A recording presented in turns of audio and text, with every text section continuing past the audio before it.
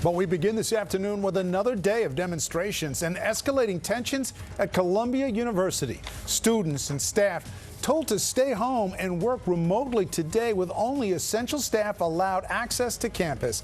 And good afternoon, I'm David Navarro. And I'm Liz Joan. With Passover starting tonight at sundown, the university is not taking any chances. It announced plans today to more than double its campus public safety presence instead of using the NYPD. There will be more security patrols and improved ID checks. Those ID checks were in place and in play this morning when an Israeli professor got into a confrontation outside of the school saying his new key card would not work. Eyewitness News reporter CeFaan Kim live in Morningside Heights with the very latest. CeFaan.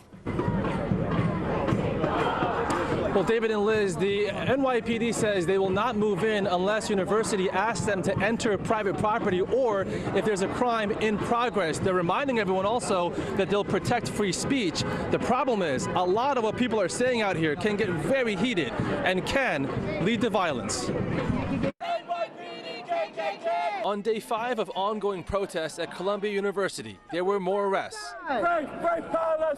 And tensions are still rising. You two please do something. Please. Meanwhile, any attempts at peaceful dialogue quickly went sideways. Why there's Passover today and what it represents. We were f***ing slaves, colonized, and we left. And a heated confrontation this morning after a pro-Israeli assistant professor was denied access to the main quad. They have deactivated my card. They are not letting me on campus because... This as Columbia University more than doubled security and shifted to virtual classes today. The university president in a statement saying in part, these tensions have been exploited and amplified by individuals who are not affiliated with Columbia who have come to campus to pursue their own agendas. We need a reset. Students are protesting to force the Ivy League school into divesting stocks and funds and endowment from companies that they say profit from Israel's violations of international law and Palestinian human rights. Last week, more than 100 were arrested for violating school rules after some pitched tents on the campus south lawn. Over the weekend, students were allowed to put those tents back up. More clashes and arrests ensued. Today, more tents on campus. When we went in on Thursday, that was because the university contacted us. Meanwhile, rabbis are encouraging Jewish students to leave campus in fear of their safety. Shame on you.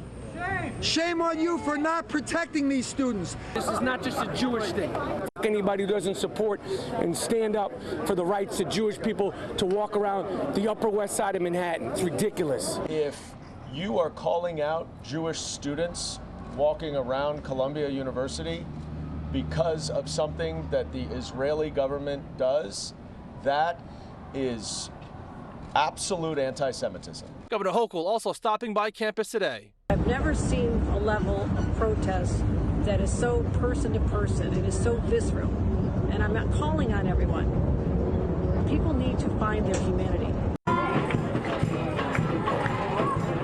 Now, we should note that we tried to speak with demonstrators on the pro-Palestinian side of this protest, but dozens of them are refusing to speak to select media outlets. As for reports of violence, police say they have a number of Israeli students who've had flags snatched out of their hands while walking on campus. Reporting live in Morningside Heights, CeFaan Kim, Channel 7, Eyewitness News. Thank you, CeFaan.